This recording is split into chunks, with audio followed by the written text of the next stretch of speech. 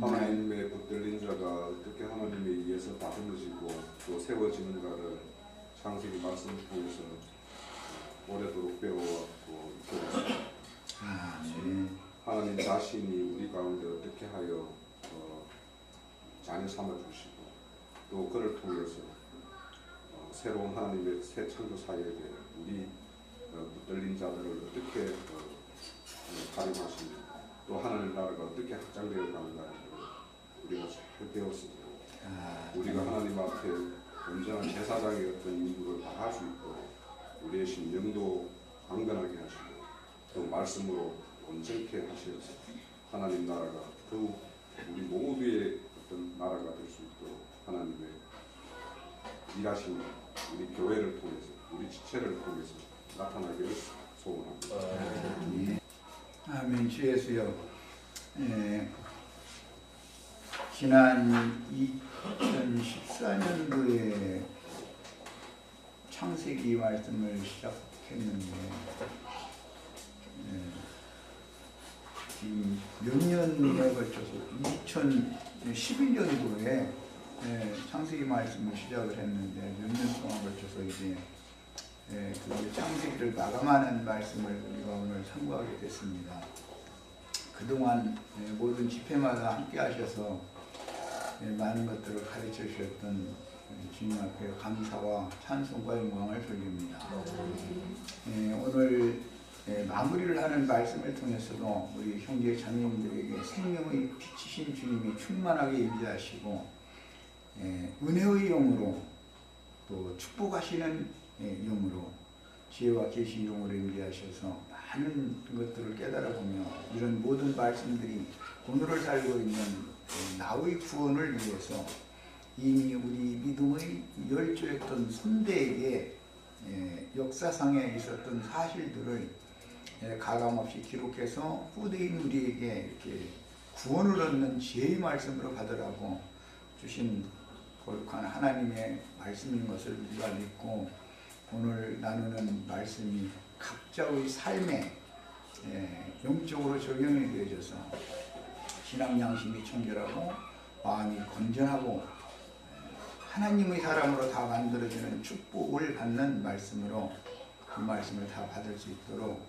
주의 성령께서 운행하시며 집회 중에서 주님이 홀로 영광을 받으시며 형제 자매님들 자신의 삶에 비추어서 이 말씀이 나에게는 오늘 어떻게 실현되어지고 적용되어가고 있는지 살펴볼 수 있도록 자신의 속을 살펴서 하나님 앞에 드러낼 건 드러내고 잘못은 자백하고 용서를 받는 축복된 시간이 되도록 집회를 주장하시고 영광을 받으시기를 기도를 기도합니다. 아멘. 자, 지난 2011년도에 시작을 해서 한 3년 동안은 주중집회를 2시간, 2번 주중집회를 6시간씩을 나눴고 한 2년 동안은 지금 이게 일요일 집회로 바꿔서 1시간씩 일주일에 2번씩 해서 이렇게 나눠서 횟수가 상당히 긴 기간 동안에 많은 말씀을 나누는 오늘 창세기 말씀을 마감을 하게 됐습니다. 항상 어떤 책을 새롭게 다루기 시작할 때는 이 몇 년이 걸릴지 주님께서 어떻게 이루어 가실지 기도해 가면서 시작하는데 마칠지 못 마칠지 내가 다 못 마치면 어떤 지체가 이어서 하게 될지 그런 것도 기도 중에서 집회를 계속 해나가고 있는데 오늘 드디어 이제 말씀을 창세기 말씀 마감하게 됐습니다. 지난 시간에 이미 2시간 창세기 50장 말씀을 나눴고 그 다음에 오늘은 15절부터 26절까지 읽고 여기 두 달락 말씀을 같이 상기하도록 하겠습니다. 성경은 15절부터 26절까지 읽으시는데 자매님들이 먼저 한 절 읽고 형제님들이 한 절 읽고 한 단어 한 단어 문장의 흐름 문맥 문단 전체의 그 윤곽 이런 것들을 많이 잘 담아 두셔가면서 읽으시기 바랍니다. 자매님들이 먼저 한 절 읽습니다. 요셉의 형제들이 그들의 아버지가 죽었음을 보고 말하되 요셉이 혹시 우리를 미워하여 우리가 그의 요셉에게 말을 전하였을 때 당신의 아버지가 돌아가시기 전에 명령하여 이르시기를 너희는 같이 요셉에게 이르라. 내 형들이 내게 악을 행하였을지라도 이제 바라본대 그들의 허물과 죄를 용서하라 하셨나니 당신 아버지의 하나님의 종들이 우리 죄를 이제 용서하소서 하매 요셉이 그들이 그에게 하는 말을 들을 때 울었더라. 그의 형들이 또 친히 와서 요셉의 앞에 엎드려 이르되 우리는 당신의 종들이니이다. 요셉이 그들에게 이르되 두려워하지 마소서 내가 하나님을 대신하리이까. 당신들은 나를 헤아려 하였으나 하나님은 그것을 소원으로 바꾸사 오늘과 같이 많은 백성의 생명을 구원하게 하시려셨나니 당신들은 두려워하지 마소서 내가 당신들과 당신들의 자녀를 기르리이다 하고 그들을 강력한 말로 위로하였더라. 요셉이 그의 아버지의 가족과 함께 애굽에 거주하여 110세를 살며 에브라임의 자손 3대를 보았으며 문하세의 아들 라헬의 아들들도 요셉의 수라에서 양육되었더라. 요셉이 그의 형제들에게 이르되 나는 죽을 것이나 하나님이 당신들을 돌보시고 당신들을 이 땅에서 인도하여 내사 아브라함과 이삭과 야곱에게 맹세하신 땅에 이르게 하시리라 하고 요셉이 또 이스라엘 자손에게 맹세시켜 이르기를 하나님이 반드시 당신들을 구원주시니 당신들은 여기서 내 해골을 메고 올라가겠다 하였더라. 요셉이 110세의 죽음에 그들이 몸을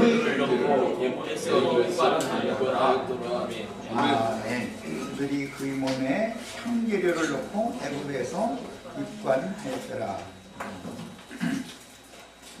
두 달랑 말씀을 읽었지만 오전 2시간 오전 2시간 동안의 말씀을 다 나누기는 어려울 것 같고 나갈 수 있는 말만큼 말씀을 나누겠습니다. 어쨌든 문맥은 이제 연결성이 있으니까 잘 전체의 흐름을 눈박을 잡으시길 바랍니다. 오늘 나누고자 하는 말씀은 많은 항목들을 여기서 다 다뤄야 되지만 가장 중요한 것은 18절에 그 형들이 또 친히 와서 요셉의 앞에 엎드려 이르되 여기 엎드려 이르되 이 말이 핵심이라고 할 수가 있습니다. 이 말씀은 창세기 37장에서 요셉이 꾼 두 번의 꿈이 이렇게 이루어졌다. 이것을 지금 말한 것입니다. 요셉이 첫 번째는 곡식 단을 거두는 추수에 관한 꿈을 꾸었고 추수된 영혼들이 하늘의 별들이 되어서 하나님 나라를 이루는 것 두 번째는 그 꿈을 꾸었습니다. 그런데 두 번 다 요셉의 단에 와서 형들이 절을 했고 요셉의 별에게 형들이 똑같은 별들이지만 요셉의 별에게 형들의 별들이 절을 했다. 그것은 이제 이상이었습니다. 꿈이니까. 그런데 요셉의 그 생애 동안에 말씀이 이와 같이 이루어졌다. 그런 얘기예요. 오늘 우리 형제 자매님들도 성경 전권에 모두가 다 마무리하는 말씀에 보면 다 계시록 20장 말씀을 다 좋아하고 그리스도로 더불어 제사장이며 1000년 동안 왕노릇하는 사람들이 있고 믿은 사람들이지만 첫째 부활에 담대하지 못한 자들은 천년살기까지는 다시 살아가지 못한다. 그리고 이기는 자들은 영원토록 하나님의 얼굴을 보면서 그 앞에서 하나님을 섬기게 된다. 이제 이런 말씀으로 계시록의 결론을 내리고 있는데 그 의미를 우리들은 많은 가르침을 받았기 때문에 다 그것을 사모하지만 그렇게 만들어지는 과정이 이 생에서 다 일단 이루어져야만 사후세계에 가서도 이 일이 하나님 나라에서 완성적으로 이루어지는 것이다. 이런 이상이 마음속에 다 깨달아지셔야 되겠고 오늘 나누고자 하는 말씀이 나의 구원의 말씀, 내가 하나님 나라의 백성이 되는 것을 추구하는 것보다도 더 나아가서 하나님 나라의 그 왕족들이 되어져서 더 넓은 많은 영역을 다스릴 수 있는 그런 높은 수준에 이르도록 구원을 완성하는 그런 축복의 말씀으로 받으시길 바랍니다. 이해를 돕기 위해서 자료를 해드렸어요. 이것은 이미 오늘 이 창세기 마무리 말씀을 다루는 날이었고, 오늘 또 창세기 마무리 말씀까지 있는 창세기 12권을 인쇄에다 놨으니까 다 한 권씩 사가지고 가셔서 성경을 전체를 이해하는 그런 신앙의 폭이, 그 영역이 넓어지실 수 있도록 도움을 받으시길 바랍니다. 창세기 강의 책에 있는 내용을 지금 우리 지혜들한테는 다 해드린 거예요. 자, 인용한 말씀을 봅니다. 창세기 4장 14절로 15절에 주께서 오늘, 이것은 가인이 하나님 앞에서 쫓겨나면서 하는 말이죠. 이 지면에서 나를 쫓아내시는즉 내가 주의 낯을 배우지 못하리니 내가 땅에서 피하며 유리하는 자가 될지라 무릇 나를 만나는 자마다 나를 죽이겠나이다. 사람의 말이라면 이게 성경에 나올 리가 없죠. 가인이 살인죄라는 것을 알고 가인을 만나는 사람들이면 다 그를 죽일 것이다 라고 지금 하나님 앞에서 자신의 죄과에 대해서 애통해가면서 호소하는 내용이 기록됐어요. 사람은 남을 죽이면 자기도 당연히 죽임을 당한다라는 그런 법이 마음속에, 양심 속에 새겨져 있다는 것을 알 수가 있는 것이죠. 여호와께서 그에게 이르시되 그렇지 아니하다. 너는 살인을 했지만 다른 사람에 의해서 네가 또 그렇게 보복을 당하는 일은 없을 것이다 라고 지금 위로의 말씀을 해주시는 내용이죠. 가인을 죽이는 자는 벌을 7배나 받으리라 하시고 가인에게 표를 주사 그를 만나는 모든 사람에게서 죽임을 면하게 하시리라. 잘 아시는 것처럼 가인이 받은 이 표는 구원의 표지요. 동일하게 구원의 표를 받아가지고 하나님 면전에서 쫓겨난 죄인들이 유리하는 상태로 세상에 살고 있지만 생명의 주인이신 하나님만 최종적으로 선악간, 의, 불의간 최후 판결을 하시는 것이고 사람이 사람을 판단할 수는 없다. 기본적으로는 이런 뜻입니다. 계시록 13장에 보면 짐승의 표 이야기가 나오고 주님의 새 이름을 이마에 표시로 기록해 주시는 내용이 나옵니다. 성령의 인침을 받았느냐, 마귀, 악령의 인침을 받았느냐에 따라서 죽고 사는 것이 이제 최후로 결정이 되는데 그 판단은 하나님이나 하는 것이지 사람의 어떤 행위를 가지고 이 생에서 함부로 사람을 또 보복하거나 죽이고 그렇게는 할 수 없다라고 하셨다는 것이죠. 이 말씀이 이제 뒤에 노아의 때에 보면 물은 구원하는 표다 이렇게 되어 있죠. 그런데 어떠한 물을 마시면 멸망하는 표가 될 수가 있죠.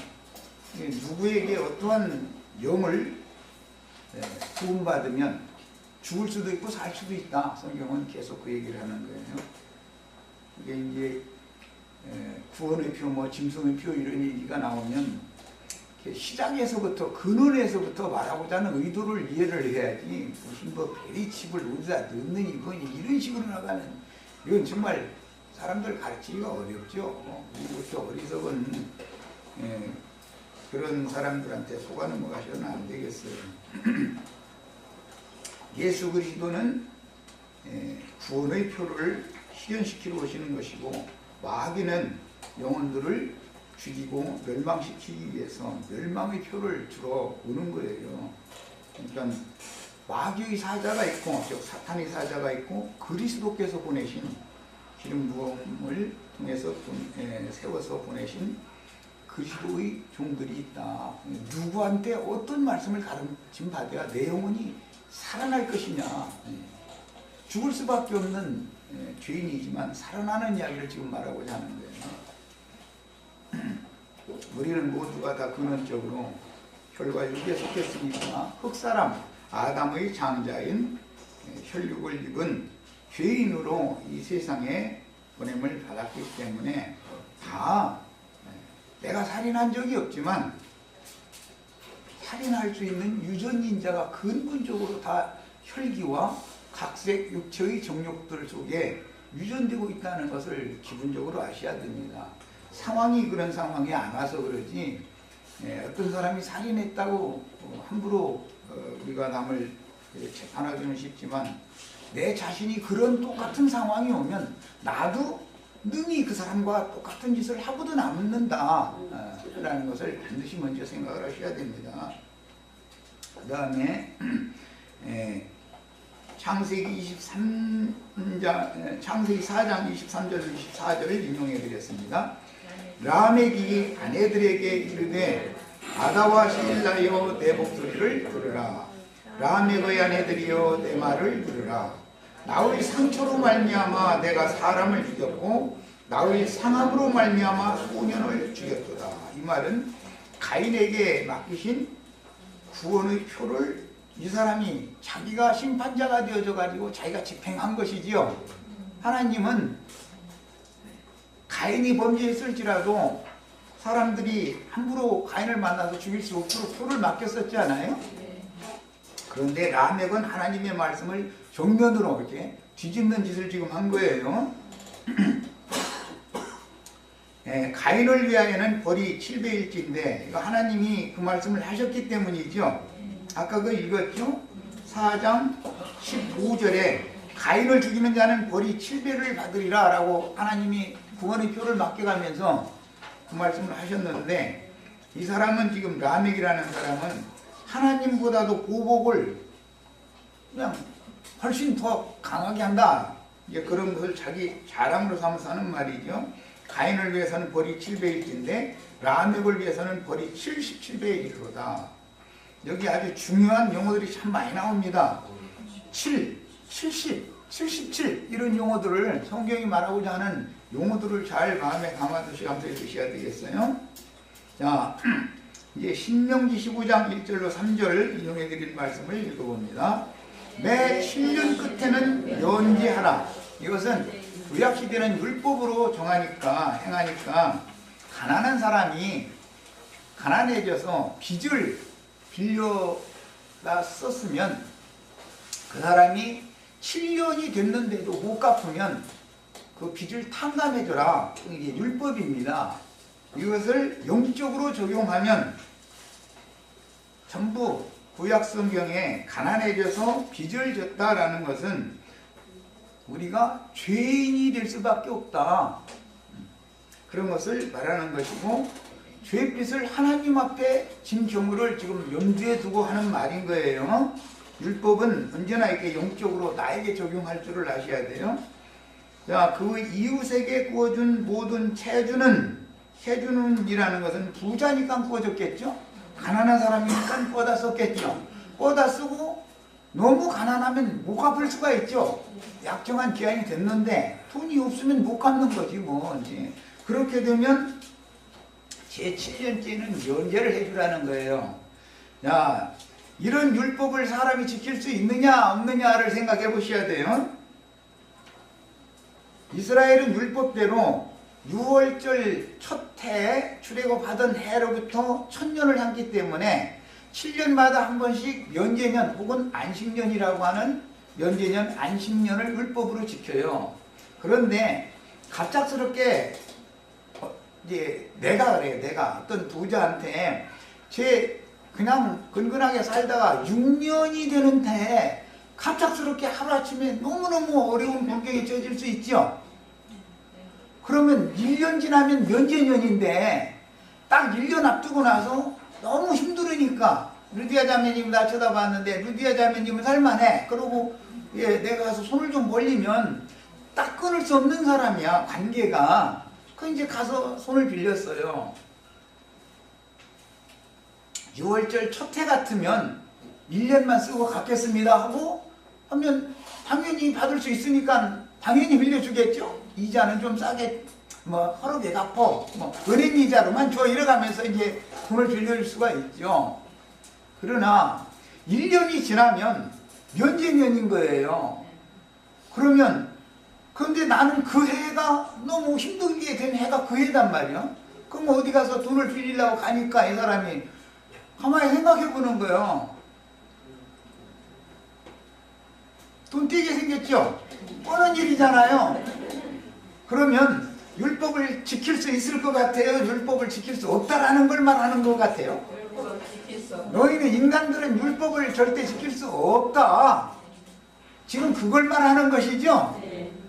7년마다 면제년이고 안식년이니까 율법 지켜라. 우리는 다 율법을 다 지켜서 구원을 얻는다. 이 말이 맞는 말이에요? 맞지 않는 말이에요?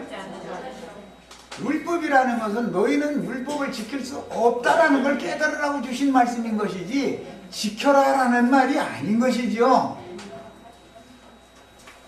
지금 하는 말을 마음에 잘 담아두셔야 돼요. 하나님은 사람을 너무 잘 알아요. 그러면서 할 수 없는 말을 자꾸 하라고 그냥 주는 거예요. 그럼 사람들은 뭣도 모르고 우리가 다 준행하겠나이다 이러고 대답을 너무 쉽게 버리는 거예요. 이것이 인간이라는 거예요. 그런데 상황이 오면 못하죠. 못하는 거예요. 그러니까 율법 말씀을 우리가 성경을 읽을 때 뭐라고 해야 되겠어요? 나로서는 할 수 없는데 하나님만이 하실 수 있는 법을 맡기셨으니까 하나님이 오셔서 나를 통해서 당신이 행하시옵소서. 당신이 선하시는 대로 선이 오시는 대로 행하시옵소서. 이렇게 자백을 하라. 그래가면서 은혜를 구해라 그 말이지 율법을 지키라는 말이 아니란 말이에요. 지킬 수 없습니다. 우리는. 이해하셨죠? 자, 그 형제에게는 독촉하지 말고 이방인에게는 독촉해라 그랬어요. 문자대로 한다면 유대인들한테는 돈을 빌려줘도 못 받는 거예요. 자기 동족들한테는.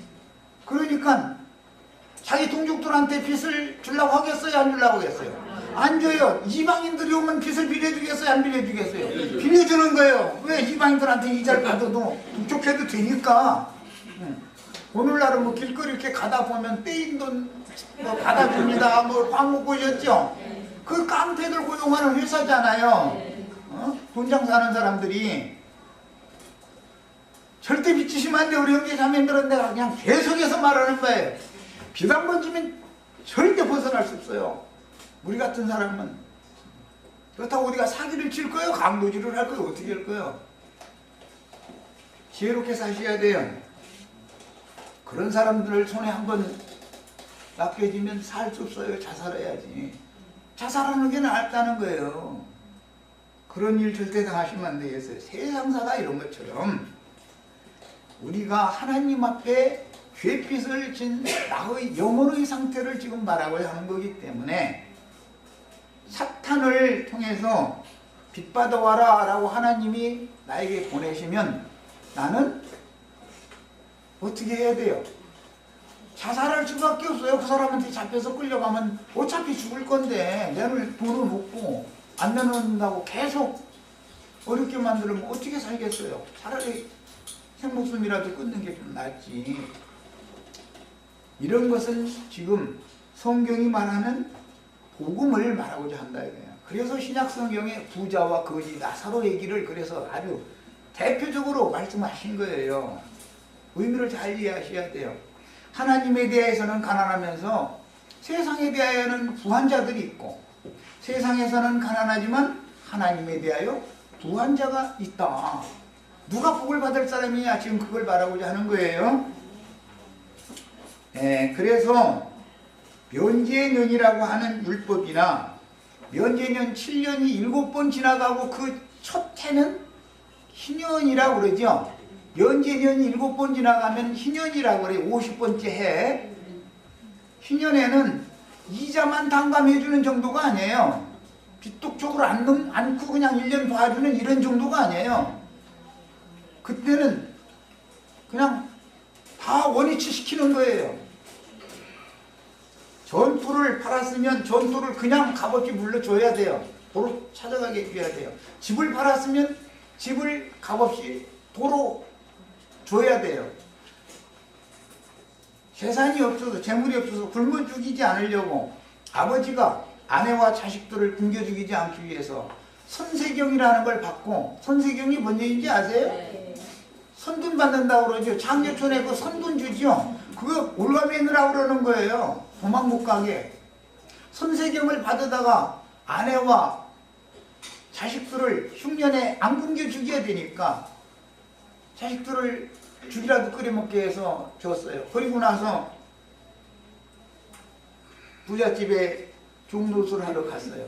신년이 되면 그 종의 몸값을 받지 않고 그냥 자유자로 해방시켜줘야 되는 거예요. 이게 유대인의 율법이에요. 야, 우리 같으면 신년이 내년이 신년이다. 그러면 선세경 줘요, 안 줘요?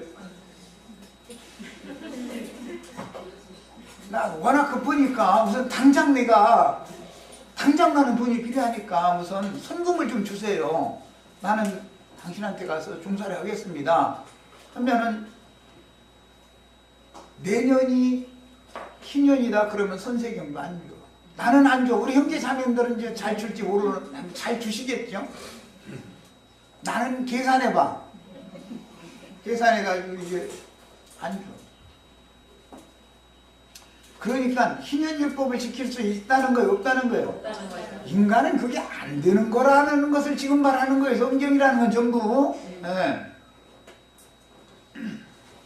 계산부터 뭐거든 이게. 계산이 나오는, 계산이 뻔하잖아. 몇 달 지나면은 신년인데 선금 달라고 그러면은 주면 그거 못 받고 그냥, 예를 들어서 몇 년 종살이를 부려먹어야 되는데 불과 1년 하면 그냥 50년 것을 줘버리고 나서는 한다고 자유자로 내보내줘야 된다고 나만 손해나게? 나는 안 해. 나도 계산이 있어서 산수는 나도 할 줄 알으니까 그거 나는 그렇게는 안 해. 이런 율법이 유대인들에게 주어졌을 때 유대인들은 율법의 의미를 너무 몰랐다 이거야. 오늘날 기독교계 사람들이 똑같은 성경을 읽어도 지금 이것이 뭘 말하고자 하는지에 대해서 모른다 이런 말이야.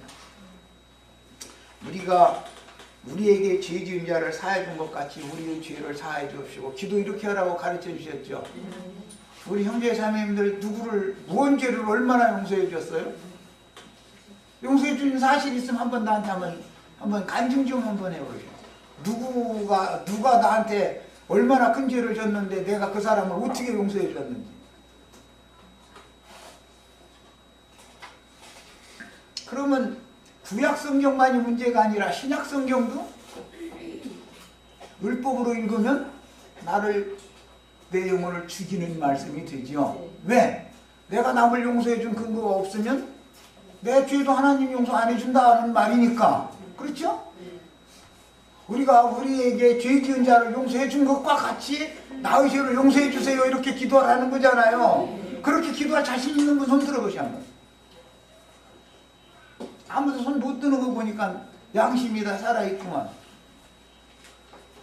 성경이 말하는 의도를 정확하게 하려고 이걸 내가 지적하는 거예요. 지금 창세기 50장이 말하고자 하는 의미를 정확하게 파악해라 그런 말이에요. 성경은 모두 구속사에 대해서 기록하는 거예요. 우리가 하나님 앞에 구원을 받은 것은 나의 선행이나 의로운 행위로 말미암은 것이 아니라 값없는 그리스도의 은혜로 된 것인 것을 믿어야 된단 말이에요. 이게 그렇게 쉬운 말이 아닙니다. 사람들은 너무 이것을 쉽게 생각해요. 값없는 은혜로 구원을 받았다. 너무 쉽게 생각해요.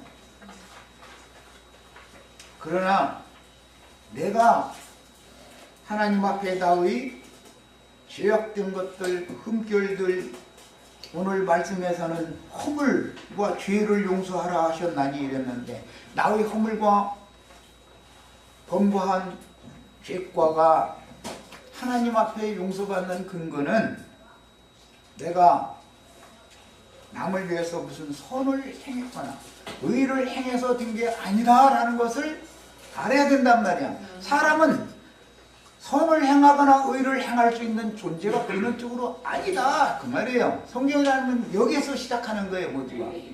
이 말이 이해가 안 되면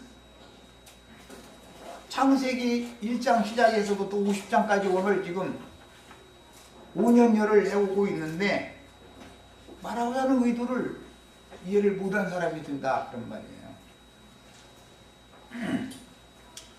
더 읽어나갑니다. 자, 이 해는 자유를 공포하라. 이 해는 이년이에요. 너희에게 신년이니 너희는 각각 자기의 소유지로 돌아가며 각각 자기의 가족에게로 돌아갈지며. 여기 전부 돌아간다는 얘기를 굉장히 중요하게 마음에 새겨두셔야 돼요. 그 50년째 해는 너희 신년이니 너희는 파종하지 말며 스스로 난 것을 거두지 말며 가꾸지 아니한 포도를 거두지 말라. 파종하지 말라라는 것은 세상적인 표현으로 하자면 생산도 하지 말라. 들지도 않는지 서지도 말라. 하나님이 꽁으로 농사해 놓은 건데 왜 네가 도둑질해 가냐? 지금 그 말이죠. 하나님이 꽁으로 농사했다는 게 하나님의 은혜로 나다는 구원을 받는 것이지 네가 수고해서 된 게 아무것도 없다. 지금 그 얘기 말하는 거 아니겠어요? 신년이라는 거는 그렇단 말이에요.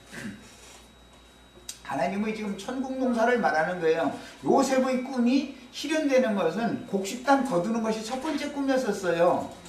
곡식단이 거두어지면 하늘나라로 가는 거기 때문에 하나님 나라로 가는 거기 때문에 별들의 세계로 간 것으로 상징이 됐기 때문에 두 번째는 승천을 했단 말이에요. 그것을 상징했기 때문에 땅에서 천국 농작물로 농사가 되어져서 추수가 되어지면 그 곡식단은 하늘로 간 거예요. 그래서 해, 달, 별 얘기로 두 번째 꿈에서는 이제 결론을 내린 거예요. 오늘 야곱이 가나안 땅 장기에 묻혔고 요셉이 가나안 땅 장기에 묻히는 이야기로 이제 이어지는 말씀인데 요셉은 애굽에서 입관되었다. 흔히 애굽이라는 나라는 부활을 믿었기 때문에 그 나라는 미라 만든다는 얘기 많이 보셨죠? 미라 만드는 거 향품을 넣어가지고 미라를 만들었어요. 이게 요셉도 애굽의 바로와 똑같은 대우를 받은 것이죠. 미라로 만들어서 보관을 했던 것이죠. 다니엘서 이제 레위기 25장 그 읽었구나. 신년 이야기. 이는 신년이니 너희에게 거룩함이니라. 너희는 밭의 소출을 먹으리라. 이 신년에는 너희가 각기 자기의 소유지로 돌아갈지라. 돌아가는 얘기가 계속 나왔어요. 이 이야기는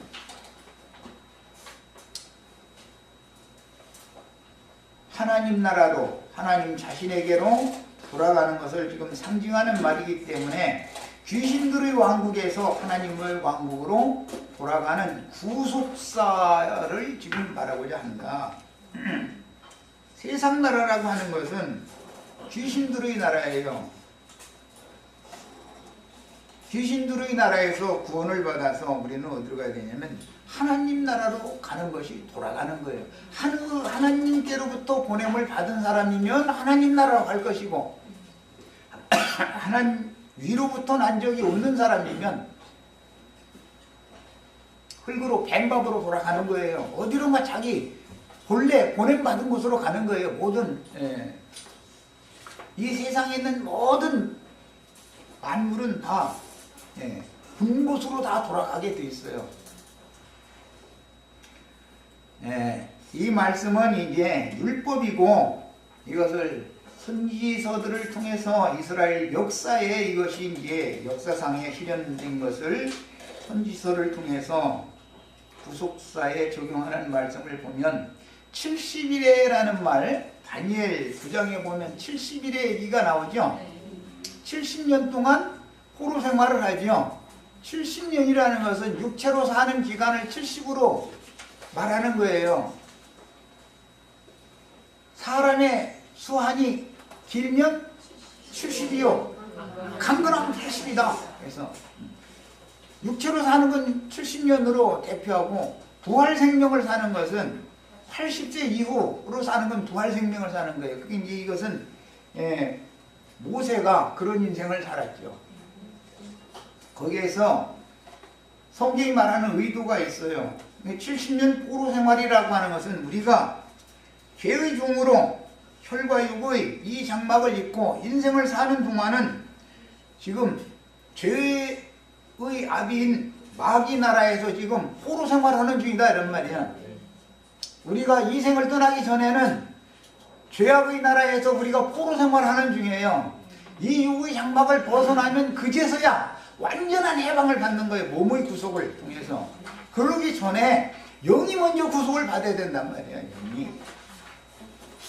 죽은 영이 살아나서 하나님의 아들로, 빛의 아들로 먼저 태어나는 이런 복음 전파를 들어야 된단 말이에요. 그리고 깨달아야 되는 거예요. 어디로부터 내가 와서 무엇을 향해서 인생을 살다가 내가 지금 궁극적으로는 어디로 돌아갈 것인가 라는 것을 알아야 된단 말이야. 사람이라면. 이 말씀을 이제 역사상에는 바벨론 포로 70년으로 역사가 이루어졌는데 이 사실을 영적으로 재해석해서 계시해 준 말씀이 다니엘 9장에 나옵니다. 거기 읽어봅니다. 23절로 27절. 곧 네가 기도를 시작할 즈음에, 이 기도 시작한 것이 70년이 다 차지 않았습니까? 이 백성들을 이제는 바벨론에서 해방시켜서 예루살렘과 본토로 돌아오게 해주셔야 되지 않습니까? 하고 기도했죠. 그런데 거기에 대한 기도 응답이 지금 다니엘에게 계시가 된 거예요. 가브리엘 천사를 통해서. 기도를 시작할 즈음에 명령이 내렸으므로 이제 네게 알기로 왔느니라. 가브리엘 천사가 하는 말이죠.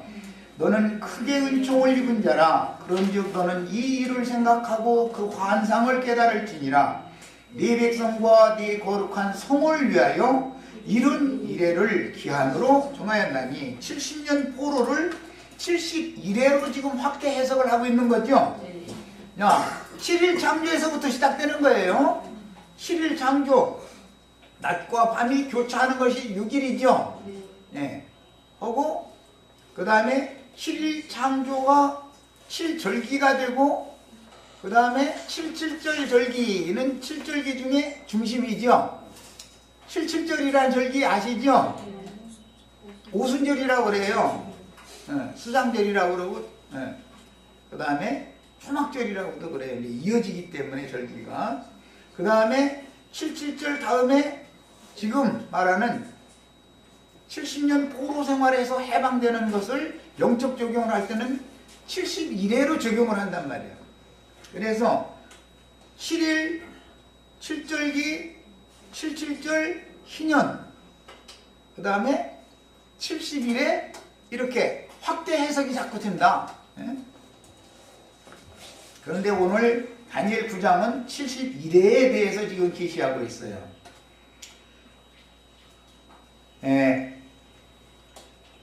71회의 특징은 뭐냐? 특징은 첫 번째는 허물이 그치는 거예요. 오늘 창세기 50장 허물과 죄를 용서해줘라 라고 아버지가 유언을 남겼다는 거잖아요. 요셉의 형들에게는 허물이 끝나야죠. 허물이 그치며 죄가 끝나며, 이 허물과 죄의 기가의 창세기 50장에서부터 온 거예요. 사실은 창세기 3장에서부터 죄가 사람에게 들은 데서부터 있는 일이지만 구체적으로 사람이 이것을 행한 내용들은 잘 아실 거예요. 내용은 요셉이 그 어린 시절에 철없이 형들의 어떤 잘못이 있으면 아버지한테 고자질을 자꾸 했기 때문에 형들한테 미움받쳐가지고 형들이 요셉을 잡아서 결박해가지고 구덩이에 넣었다가 팔았던 거잖아요. 서로가 그것이 인간사에서 자신도 모르고 한 짓이지만 그것이 흠이 되고 그게 죄의 원인이다 그래요. 형벌의 원인이다 그래요. 그런데 형제들이 자기 동생을 그렇게 한 것에 대해서 형제들이 두려워할 수밖에 없죠. 이제 아버지를 곡했으니까. 아버지가 있는 동안은 아무리 요셉이라 해도 형제들을 해코지할 수는 없잖아요. 아버지가 살아계신데. 그런데 이제 아버지를 출산을 치르고 돌아오면서 보니까 큰일 났단 말이에요. 지금 상황을 보니까. 그래서 아버지가 유언하시고 이렇게 유언하시고 돌아가셨습니다 하고 동생한테 얘기를 했는데 동생이 그 얘기를 듣고서는 울었다는 거잖아요. 이 말씀 읽으면 다 감동하죠. 다 요셉이 울었다. 그런데 그것은 무엇과 관계 있느냐? 허물과 죄에 관련되는 얘기다 그거예요. 전체가 다. 자, 그래서 허물이 그치며 죄가 끝나며 죄악이 용서되며 영원한 의가 드러나며 환상과 예언이 응하며 또 지극히 거룩한 이가 기름 부음을 받는 것. 이것이 70일의 기한을 정한 말씀이 영적으로 이렇게 적용된다 그런 말이야. 자, 이 일을 위하여 오실 분이 예수님이죠. 이 모든 말씀을 이루러 오시는 거 예수님이. 이것은 70년 포로 귀환 예언의 적용과 하나님의 경륜에 대해서 지금 말씀을 다니엘서에서 예언적으로 한 말이에요. 그러므로 너는 깨달아 알지니라. 다니엘만 깨달아서 되는 게 아니라 오늘 우리가 이 말씀을 깨달아야죠. 어디에서 긴전 말인 것부터 알아야 되잖아요. 창세기 1장에서부터 쭉 시작된 말이죠. 그래서 창세기 50장의 모든 결론 말씀을 영적으로 지금 적용하는 거예요. 창세기 50장에 이 형제들의 아버지인 야곱이 애굽에서 죽었을 때 애굽에서 얼마 동안 애국을 했어요? 70일을 애국을 했죠. 70일. 상여를 메고 가나안 땅에 올라갔을 때 애국을 다시 하죠. 며칠을 또 애국을 했어요? 7일을 애국을 했어요. 그래서 70일에라는 말이 이렇게 모든 근거를 가지고 성경은 말하는 거예요. 그럼 그 말이 창세기 50장에만 있는 게 아니죠. 앞에 우리가 읽었던 라멕이 얘기했죠. 가인을 위해서는 벌이 700일치인데 나를 해코지만 해봐라. 내가 가만 놔두나. 나를 해코지만 하면 난 보복을 77배로 한다. 77이라는 보복 숫자가 거기에 이미 나왔었죠. 그런 마귀로 말미암아서 인간들의 연약한 인간들의 죄와 허물들이 품결들이 드러났을 때 보복을 당하는 것이 율법의 저주인 것이고 그 율법을 모두 이루신 예수님이 오셔서 저주를 변하여 복이 되게 하신 것이 구속사인데 예수님은 제자들에게 70번씩 7번까지 용서해라. 그래서 이것을 또 71회의 말씀을 그렇게 용서하는 법으로 바꿨죠. 야, 누구를 만나면 보복을 당할 것이고 누구를 만나면 용서를 받을 거예요. 우리는 누구를 만나야 되겠어요? 당연히 용서해 주실 예수님을 만나야 돼요. 오늘 창세기에서는 요셉이란 말이에요. 아셨죠? 자, 이런 방식으로 우리를 구원하는 얘기다. 성경이라는 것은 사람의 무슨 선행이나 의로운 행위로 구원하는 얘기가 아니다. 성경은. 그러면 이제 마태복음이나 다른 서신서나 계시록에는 행한 대로 갚는다 말씀이 이렇게 돼 있죠. 그러면 그 행한 대로 갚아준다라는 말씀이 무엇을 행한 것을 말하는 건가를 생각을 당연히 해봐야 되겠죠. 내년이 안식년이니까 눈 꺼달라고 하면 내가 돈을 꿔줘요, 펴요, 움켜요? 내년이 희년인데 선세경 좀 달라고 그러면 펴요, 움켜요? 네. 그렇기 때문에 이제 가정사로 들어가겠습니다. 가정사.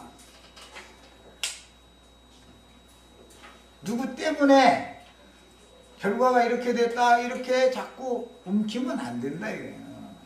펴야지. 사실은 요셉이 이런 환난을 형제들에게 당한 것은 원인 제공을 자신이 한 거예요. 사실은 물론 철없어서 그렇게 한 것이죠. 응? 괜히 미움 바친 게 아니잖아. 형들이 괜히 미워한 게 아니잖아요.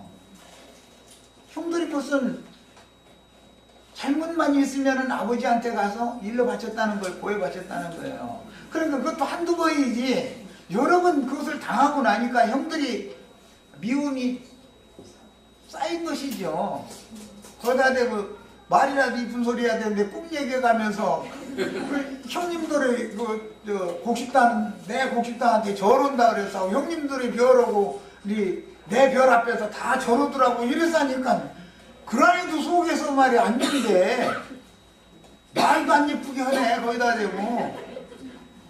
그래서 사실 이렇게 당한 것인데 요셉은 자기에게 계시되었던 그 두 번의 꿈을 이루기 위해서 내가 그렇게 철없는 짓을 했고 형님들은 또 나를 그것을 용납하고 받아주지를 못하고 그것을 미움으로 분으로 갚았다. 그러나 우리 아버지가 그렇게 말씀을 하시기 전에 나는 형님들과 원하는 만큼의 든 게 사실은 다 풀어서 없다. 지금 그 얘기한 거예요. 이해하셨죠? 이것이 구원입니다. 그래서 이것은 율법으로 행하라는 뜻이 아니라 육체에 상관된 계명의 율법으로 행하라는 뜻이 아니라 믿음의 법으로 행하는 것을 행한 대로 갚아주신다 그런 거예요. 우리는 나의 선행이나 나의 의로움을 자랑하기 위해서 구약 말씀이든 신약 말씀이든 행한 것은 전부 그것은 심판받을 거리를 쌓아놓는 것이죠. 복수라는 것은 사람이 하는 게 아니에요. 율법에 의하면 원수 갚는 것을 내게 맡겨라. 내가 갚을 것이다. 그래요. 그런데 맡겨집니까? 어떤 둥풍이라도 있는 어떤 학부모가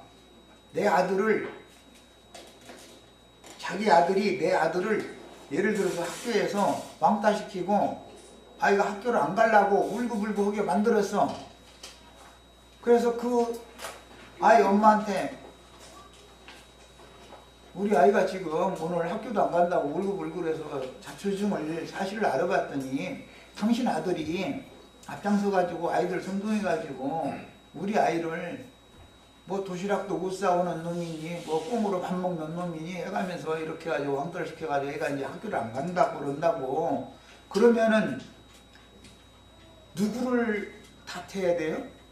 자기 자신을 탓해야 돼. 그 전화를 받은 왕따시키는데 선동을 한 아들을 둔 엄마는 자기 자신을 탓해야 되는 거예요. 자기가 교육을 잘못 가르친 거예요. 자기 자식을. 자기 자식 오면은 당장 손 끌고 가서 상대방 아이 엄마한테 무릎 꿇리고 잘못했다고 뉘우치고 다시는 그런 짓을 않겠다고 하도록 이걸 만들어야 되는데, 그러니까 세상 똑바로 살아야지 이제 이렇게 나오는 거예요. 내가 오늘날 이렇게 사는 것이 내가 놀고 이렇게 된 줄 아느냐고. 나도 다 잠 안 자고 노력한 결과에 지금 이렇게 된 것이지. 당신 말이야 똑바로 살아 막 이렇게 나가버렸어. 예를 들어서 그러면 그 사람 용서가 돼야 안 돼요? 그 아이 용서가 돼야 안 돼요? 내 자식 안 아끼는 사람은 어디가 있어. 나한테 요구하는 거는 상관없어. 그런데 자식한테까지 그렇게 하면은 이것은 뒤집어지는 것이죠. 그 안 뒤집어지면 부모도 아니고 또 안 뒤집어지면 그 부모겠어요? 그럼 이제 어떻게 해요?